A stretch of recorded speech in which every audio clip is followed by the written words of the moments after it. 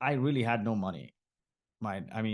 Growing up to sort of lower middle class parents, my parents grew up in the slums of Mumbai, to being a Gulf War refugee, like never had any money. And then doing a startup, which never made money for the longest time, failure after failure. My wife was paying the bills. The time I came into money when we sold half of Boast is coincidentally the time I ended depressed and I hit rock bottom. Because what happened was I optimized so much of my life around this outcome. And I put everything on the back burner. I built my identity around the company. It was community led. The company was my tribe. The community around the company was my tribe. I had no other vibe, right? And after the deal went through, I booked everyone to Bora Bora because my wife was like, man, you spend no time with us. The kids think you're an uncle. What's going on? And I'm like, I'll book everyone to our dream location, Bora Bora. And she would always say, nobody cares about that Bora Bora trip. We care about having dinner with you every day, phones down. The compound interest on that is huge. Nobody remembers the 1-2 vacations a year. Nonetheless, the deal happened. I booked everyone to Bora Bora as promised. 2 days before the Bora Bora trip, I got hospitalized for bilateral COVID pneumonia. I was on oxygen and I almost died. And life lost its meaning for me because at that moment, I thought to myself, what have I done? I literally neglected everything. And now what good is this money if it's out no good to me? I can't enjoy it.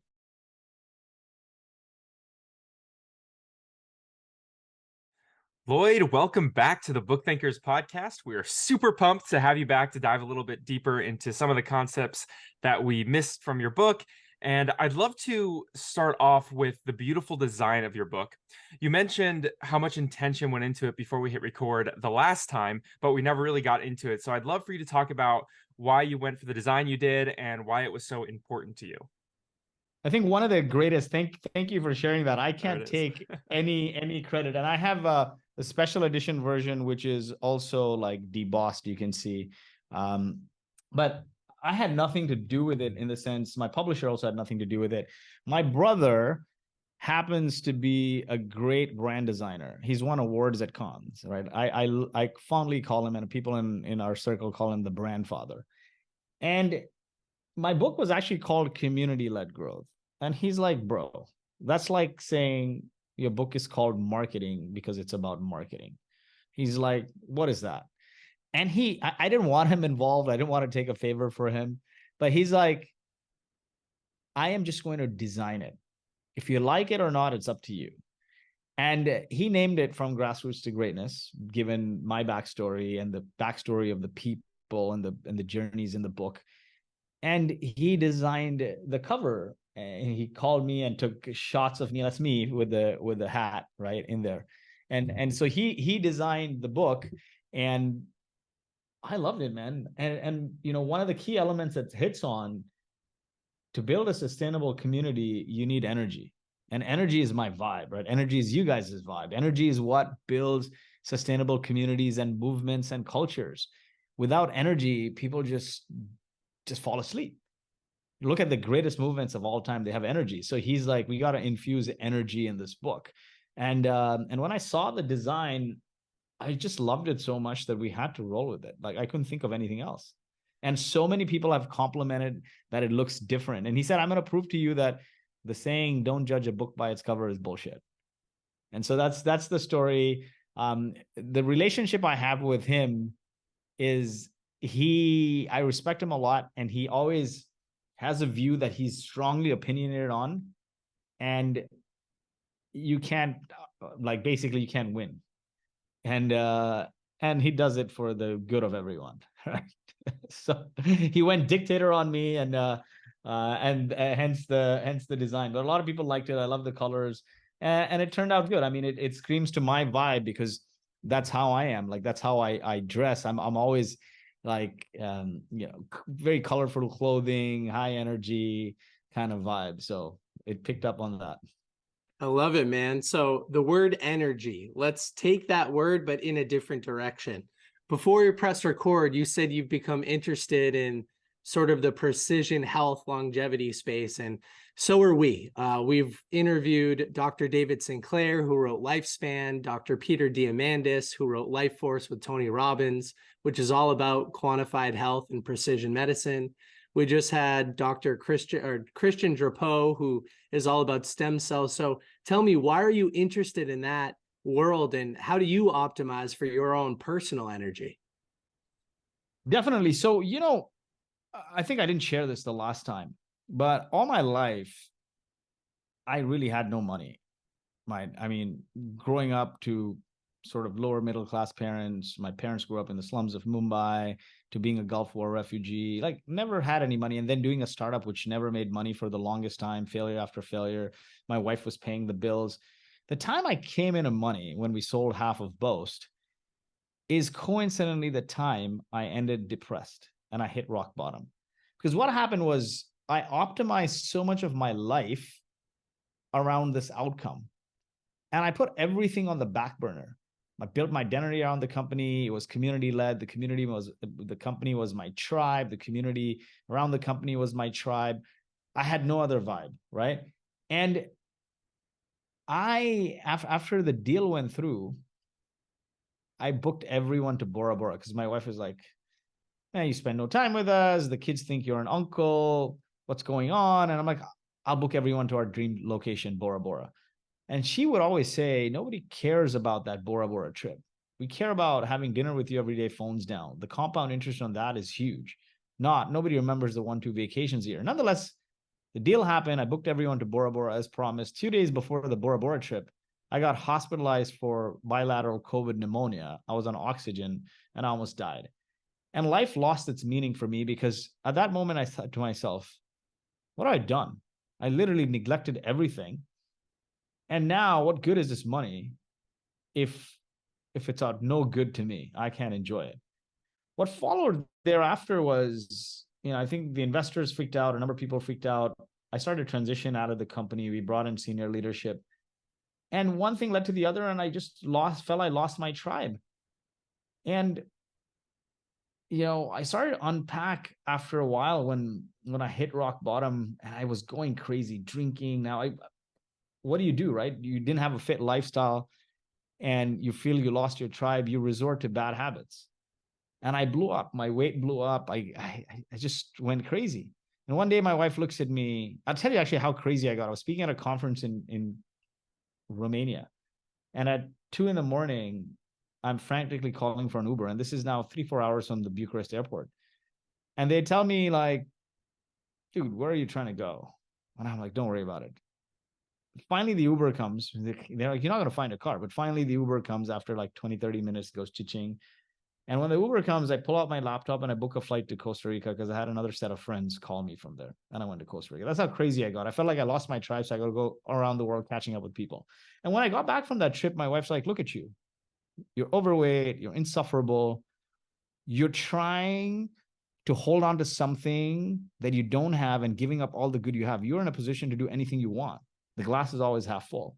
If you die right now, if you get sick, you might not get a third chance. You got a second chance after COVID. And then I started to look and research and unpack, like, why am I in this situation? And I started to then remove the things in my life that brought me negative energy, like negative news, negative media, negative people, then clean up my diet, clean up my morning routine. All of those things that bring you energy, positive energy, is what I started to add. And I started to think about, like, hey, man, we're proactive with our work, but not with two things, the most important things, our health and our wealth. Why aren't we? And given my background in artificial intelligence and my wife's background in medicine, I thought it would be pretty cool, given we're best friends, for us to eventually work together and combine those two. I think there's a lot of science and data out there on humans that you can leverage, that you can be proactive on your own body. So I use that to completely transform myself. And I'll send you a video. I think you probably saw it on my Instagram, where I transformed from being overweight to being in shape, kind of thing. Yeah, that was super inspirational, by the way. So you recently turned 40, and like you've also stated, and it may have been in that post, that you're in the best shape that you've ever been in. So I'd love to maybe unpack a little bit of what the difference is between Lloyd when he was at rock bottom and Lloyd now. Like, what's different? What do you do different? How do you approach your life and your day? I think one of the key things I discovered was when that happened, when I went through depression after having hit my financial goals, financial freedom, is loneliness is the number one killer in America, apparently. And there's this thing about blue zones, which you guys may have heard of, right? The 5 places around the world where people live functionally until 100. Functionally is important because if you're not functional, longevity has no meaning. And these communities have 9 traits. 4 or 5 of them have to do with human to human connection with community, right? And so a lot of what I added in my life are, write down the things that bring you joy and positive energy. And anything that brings me closer to that, I do. Anything that takes me away from it, I say no to. So one of the key things was being in a time zone where my days are free. So I take 3 or 4 hours of meetings, podcasts, etc. at night here in Dubai. My mornings are free. I wake up, the first thing I do is I thank the good that happened in my day the previous day. A person, a thing, an activity, whatever it is, be thankful for it. Being thankful and gratitude is a great way to create abundance in your life, right? We complain so much about what we don't have. Then I play Eye of the Tiger and bang out max push-ups. By then I'm warmed up and I have to hit the gym. And so I go work out, and I do various things, right? I do push pull legs 3 times a week, 4 times a week, repeat that cycle. I do calisthenics 1, 2 times a week. I've always wanted to do things like human flag and handstand, and so I'm practicing that. I dance a couple of times a week, bachata with my wife. I live on the beach, so we're walking at least 10, 15,000 steps every day. So it's little things. This Saturday, I'll go and with some friends and do like a full day, like I think it's a berries kind of activity, berries or orange theory kind of activity. So I switch it up, man. I just try to be active, and I do not do any business activity without doing a physical activity. And there's some science to this as well. You guys may want to look up this Naperville High School 0-hour PE study, where students, before they even opened a page of a book, were asked to work out first thing in the morning. They eventually ended up becoming some of the highest IQ and highest athletic ability students on the planet. There's no brain function that exercise doesn't improve. And I think that is a key thing for me. Now I get like, I get irritated if I can't lift, or I'm like, like there's this energy. And the other thing also, what exercise does for you, it makes you feel like you're winning, because a lot of the times in business, you're not winning every day, right? That's the reality. You're not. You're losing a lot more than you're winning. And then eventually you get to a point where you're winning more than you're losing. But it's ups and downs. The gym is one place where you can be up every day, right? You can get up and you can lift a little heavier or do more reps, and you can feel like you completely crushed it. And then you go out feeling like a winner. And that mindset, it carries through your workday. And you just feel like you can take over, right? So I think that is really, really important. And it doesn't have to be the gym. It can be dance. It could be calisthenics. It could be playing basketball. Whatever physical activity that brings you joy, do it. I second all of those things. I'm curious, what's your diet look like today? So my diet was crap. And for others who want to follow, so my wife, after our 3rd kid, put on a lot of weight. And she turns 40 in April 14th. So I'm training her and putting her my diet program for a 150-day challenge, right? Vivi's 40th birthday transformation challenge. And she put on a lot of weight. I think she blew to over 90 kilos or like nearly 200 pounds. So we're not counting weight, we're taking measurements. And I think after a week, she dropped something like 13 inches across. And so the diet, I was not very clean with my diet because Dubai is a very social place. Okay. People socialize around food and drink. I stopped drinking a year and a half ago when I started this journey, because I think after a certain age, alcohol doesn't do good for your T levels and that and your energy. And so I'm like, you know what? I'm an extreme personality being an entrepreneur. I can't have one drink and stop. So I'm just going to not do it. Right. And so nonetheless, my diet is like, if you have no vices, then your vices are like food. You're social, you're eating a lot of sugars. So I try to clean that up as best as I can, but I fall off the wagon like 2, 3 times a week.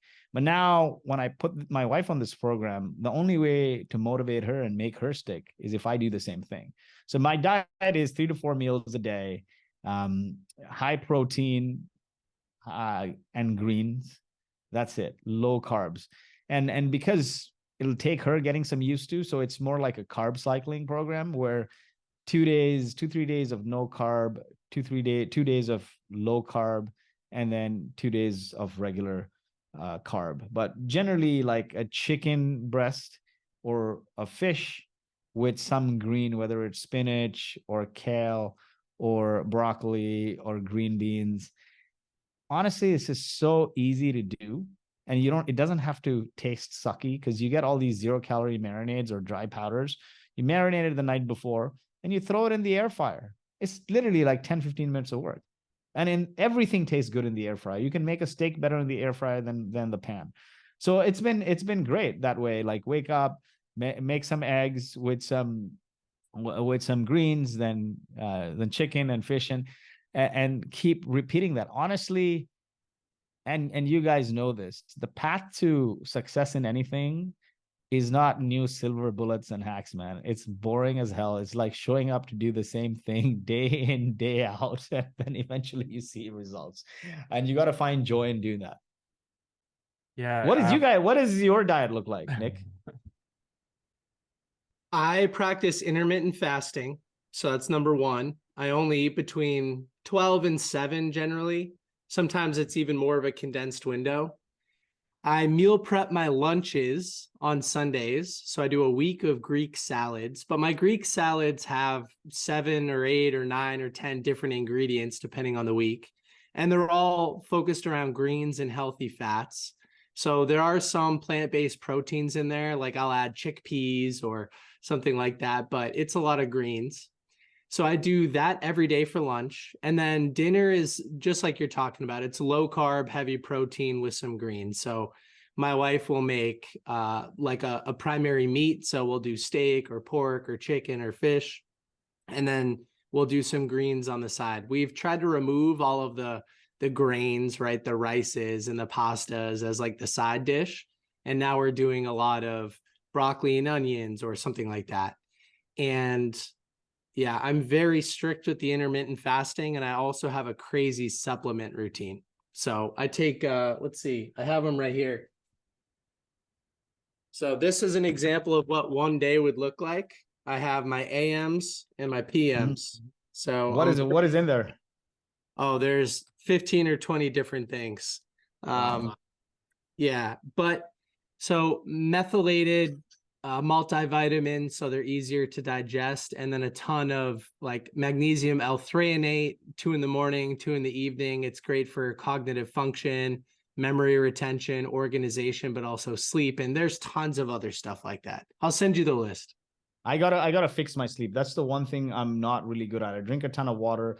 If you see my Instagram post, which I think pinned, I dropped a lot of weight and just body fat in general. I think the weight's maybe 50 pounds, a lot of body fat, my face shrunk and all of that. The bulk of that since 21 was through intermittent fasting, and it was more like OMAD intermittent fasting. So 1 meal a day, one big heavy carnivore meal a day. I did that. And I love doing that. I love intermittent fasting and I love carnivore. I can eat steak every single freaking day. Yeah, me too. The thing is, it doesn't suit my wife, and if I want her to stay motivated, then I gotta follow something that fits her. So for the first time in a long time, since the last 10 days, I've been doing 3-4 meals a day, the small meals a day.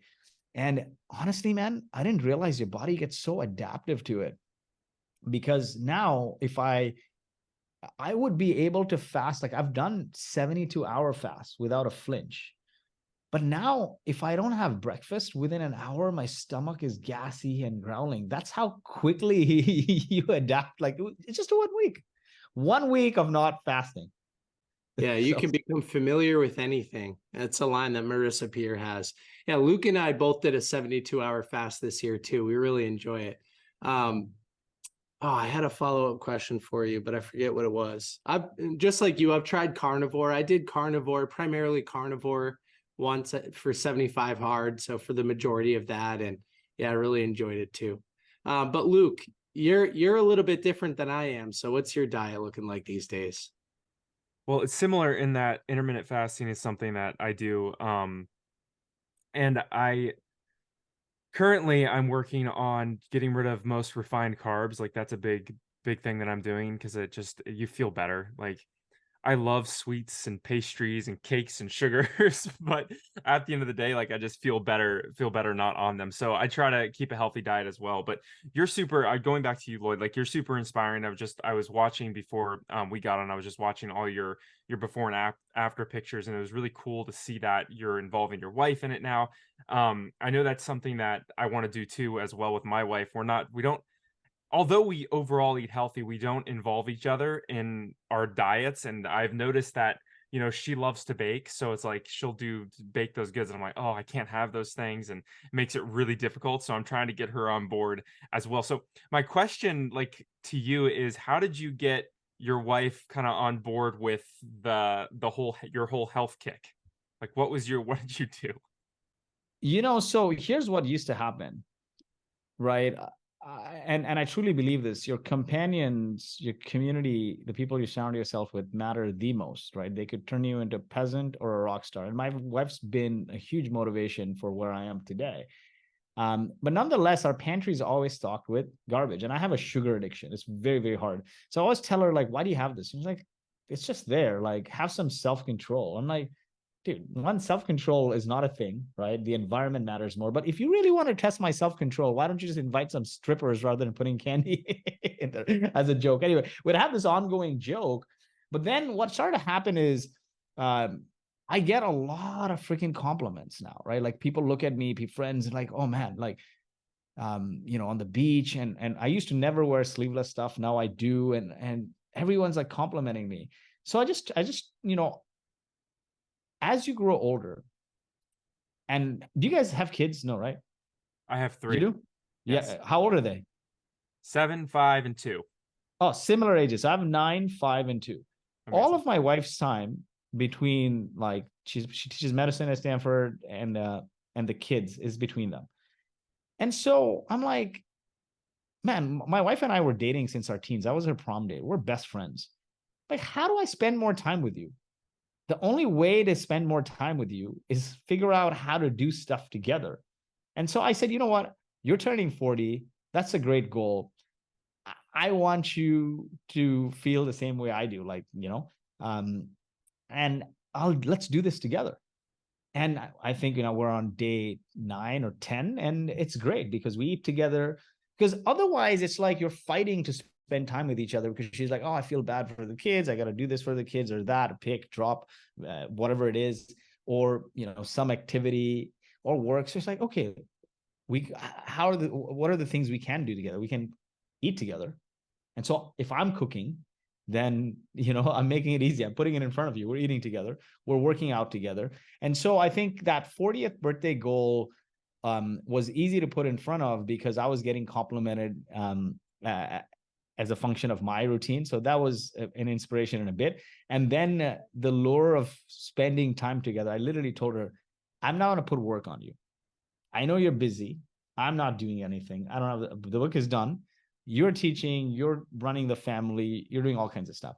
I'm going to cook for you. I'm going to take you to the gym. I'm going to train you. I am literally going to make this easy for you. All I want is to spend time with you. And I put it in that. We don't get to spend time together, and this will enable us to do something productive. And that's it. Like I positioned as that, I want to spend more time with you. And so when I made it easy and I'm doing this stuff, then it's like, how are you going to say no to that? I love that. I mean, that's just such great advice to anybody listening out there to do with your spouse. Like it's so important to spend time with each other. And you're right, it can be so hard when you have all these different responsibilities going on. Like it can be difficult to set aside that time. But what's better than, sitting down and having a great meal with your wife? I mean, not much. Exactly. Not Exactly. much. Right. And I think a couple that spends time together to do stuff together, work out together, will stay together long term. Right. Yeah. Yeah, I love that. Well, I know we're kind of getting close to time here, but I have a few more questions, and this is a little bit left field, but since we talked last time, your book was just coming out, and now it's a Wall Street Journal bestseller. So I'm curious as to how that made you feel when it hit that list, and how you're feeling about your book moving forward. Man, I'm super excited because it created a world of opportunities, right? So one, to make the book a bestseller, I did a couple hacks, right? Like friends like you guys promoted it. A lot of people that I knew that were influencers, number one, put it at the top of their newsletter, like folks like Neil Patel with 1 million subscribers. So that was a huge bump. Then I ran like a podcast marathon, I think 80 some odd podcasts. But the key was not doing that many podcasts, but getting them to release mostly the week of launch. So that was 2. And then 3, just emailing my email list regularly and my friend circle. But now that the book's a bestseller, that's turned into opportunity for speaking. A lot of conferences are reaching out. Right before this, I did a talk for LinkedIn Premium. Like LinkedIn reached out. Now, that is huge. When LinkedIn reaches out and says, can you give a talk to our paid members? So I just came from there. So it's turned into speaking opportunities. And I think that is a big one, because you guys know, right? The book in and of itself is not a moneymaker, given what the publisher and Amazon and all of this takes, but it creates opportunities, speaking engagements, consulting gigs. If you run a business, leads for your business, like inadvertently, people are linking not to my book, but to my company because they associate me with Boast. And so that drives leads. So all of that. I had to turn down a lot of speaking engagements because I just wanted to take a break and not travel. But I can see a world where between board seats and speaking engagements, like it's a self-sustaining income on its own, right? I love that. Do you have any plans for what's next for you? I don't know, man. Like the one thing I do know is I would love to do something with my wife. You spend so much time with your co-founder, and we're in our 40s right now, right? And so the next startup I do, I would want to find something that we can work on together, so we spend more time together. I don't want to roll into my 50s with somebody that I'm not super close to, right? And I think if we can run a family together, we can build a business together. So that is my goal. And I would love for that to be at the intersection of my background and her background. I think, and then that's what you do in life, is like you pick what you love and you pick your skills, and then you find the overlap in that. And for me, it's AI and community, and for her, it's healthcare. And I think we can build a nice product, a business around that. And I think it starts with that same framework that I talked about the last time. Is, every small idea that eventually became a global enduring phenomena, from Christ to CrossFit, went through 4 stages. You start with an audience, people are listening to you. Then you bring that audience together to congregate on a cadence. It becomes a community. Then you bring that community to create impact towards a purpose that's beyond your profit, and it becomes a movement. And then through sustained rituals over time, you turn it into a cult. So that is the plan. I think we got to find the right niche, but the skill sets are all there. I think for me, honestly, I draw great energy from the people I work with and the people I serve. Not so much, it's never the money, or it's never the idea. And so that is really, really important.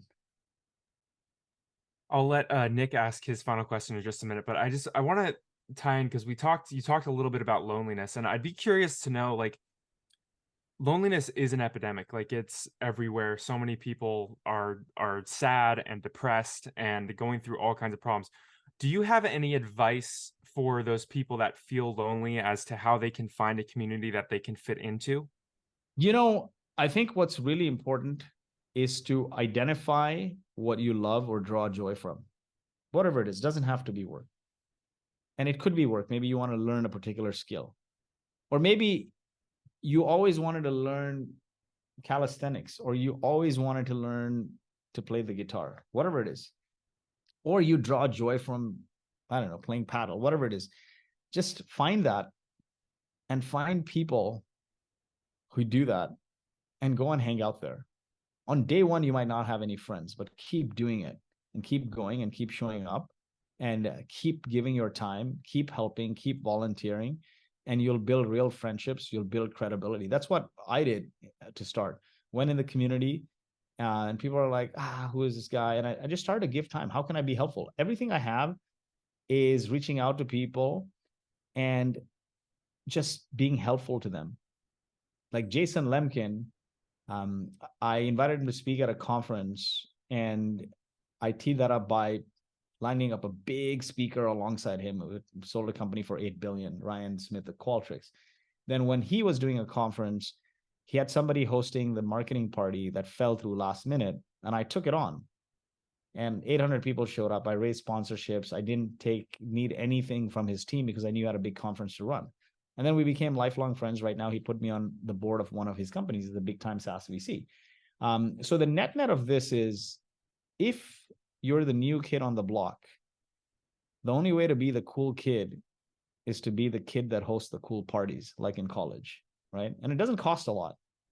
Just host a party around the people you want to congregate with, send 100 invites, maybe 10 will show up, and give them a good experience, food and drink.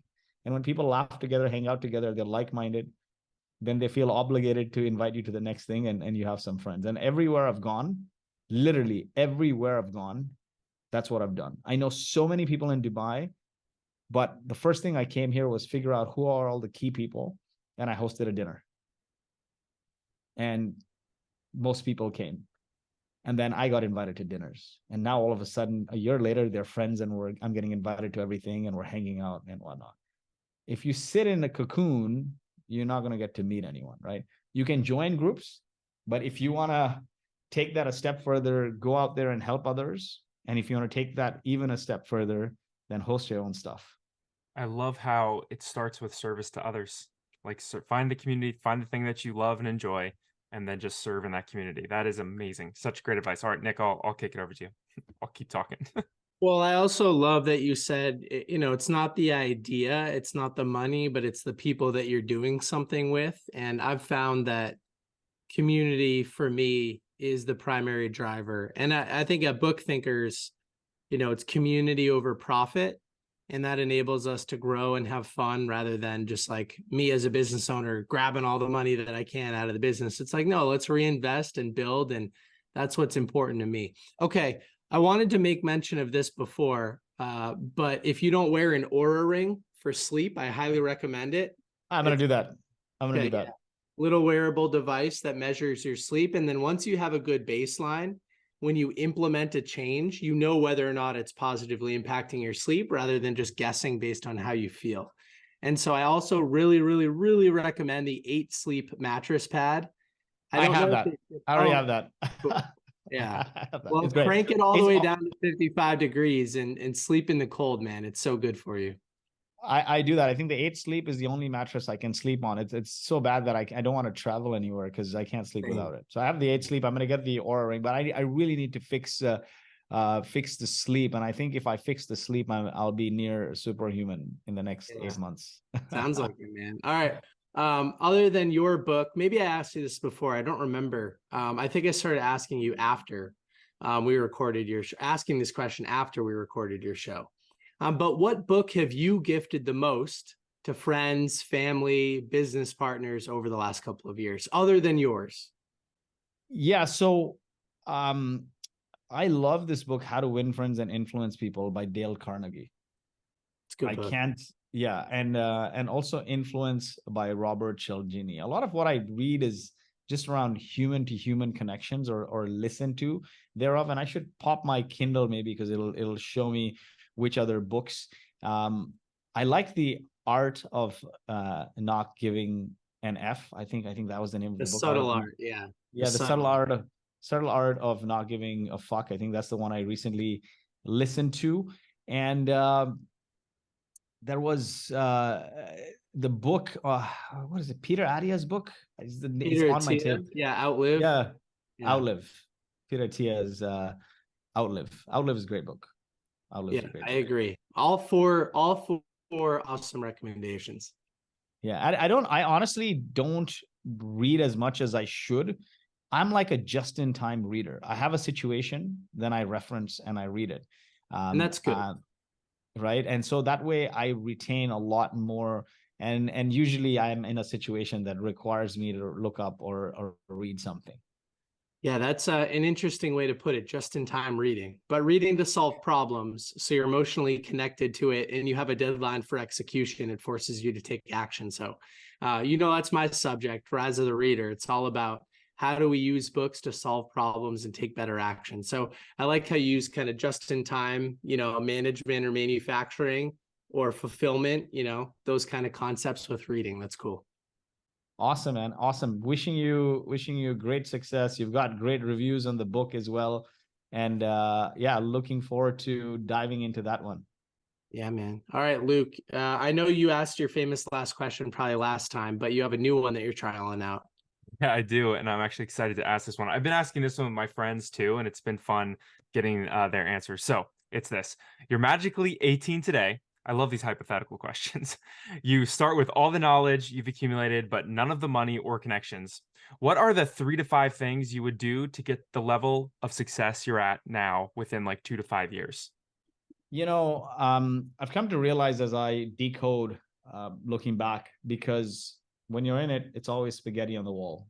It's 4 things. Number 1, your community, your companions matter the most. So surround yourself with the right people. You become the average of the 5 people you surround yourself with. Your community is your currency. Um, my first job out of college was working for a startup founder, and my last job before I started a company was working for a startup founder. If I hadn't, I wouldn't have the risk appetite to jump headfirst, right? And I became like the average of those people. And so your community matters the most. Even the people who bought the company, half of Boast, came to a community event we hosted, and they're like, "Wow, this is great," and expressed interest in investing, and then it led to them buying half the company. I'm everything I am because of this community, the companions I surround myself with. And so take stock of who you surround yourself with, because it'll determine your life. If you hang out with fit people, I'm in good shape because now in Dubai, I hang around with fit people. I live on the beach. Your environment, your community, your companions matter so much. I step out of the house, maybe 2 or 3 days I can ignore the beach, but every day it's a track on the beach and lots of fit people are there. So then you'll walk and you'll keep walking and you get motivated. The second thing is communication. Is everything. Without communication, you don't have an audience, you have an empty room. Everything from convincing your spouse you can't bring any money for a few years, to convincing early customers that you don't have a product but buy your stuff, to convincing employees to work on low pay. It's all communication. Evangelizing investors, media, podcasters, it's all communication. The third thing is your ability to create, whether you're creating products, content, or playbooks to scale a company, you have to create. And this fourth C, without this, you have nothing. You may have the best community and the best communication and the best creations, but without consistency, you will never be successful. Compound interest on consistency is what we call overnight success. From Mr. Beast to Warren Buffett to Elon Musk, they just never stop and keep going and going. Everything great is on the other side of risk and pain. It's a marathon, it's not a sprint. And so make sure you take care of yourself mentally to play the long game and focus on that: community, communication, creation, and consistency. Beautiful. Oh man, such great advice. Thank you so much for your time. You give so much value in these conversations, and I really appreciate it. I know it'll change a lot of people's lives. Where can people go to further connect with you?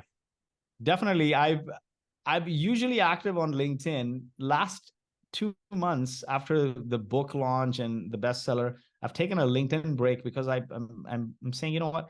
I'm going to try a new format. I started an Instagram account this year. It's Lloyed Lobo, Lloyed. And I didn't really have an Instagram account, or it was there and dead. And my cousin's sister, she's a radio jockey in India, and she's quite famous. She's got millions of followers across channels. And she came to visit me, and she's like, "Where can I tag you?" I'm like, "Tag me on LinkedIn." And she's like, "The hell is LinkedIn?" And then I'm like, where do you want to tag me? And she starts talking about Instagram. So she forced me to create an Instagram account. So now I said, I'll take a LinkedIn break for a little while because I'm liking this video creation format. And so you can find me on Instagram. I've committed to posting something or the other every day for the next several months, at least until April. I'll post every day on the 150-day weight loss transformation challenge and some business tips. So follow me on Instagram, Lloyd, Lloyed Lobo, and my website is lloydlobo.com. In the next month or so, we'll post all the podcasts I've appeared on and more resources about the book. And yeah, that's it. Perfect. Super exciting. All right. We'll link all that stuff below. Appreciate your time. Thanks. All right. Thanks, guys. Thanks so much. Yeah. Take care. Have a good one. Thank you, Lloyd.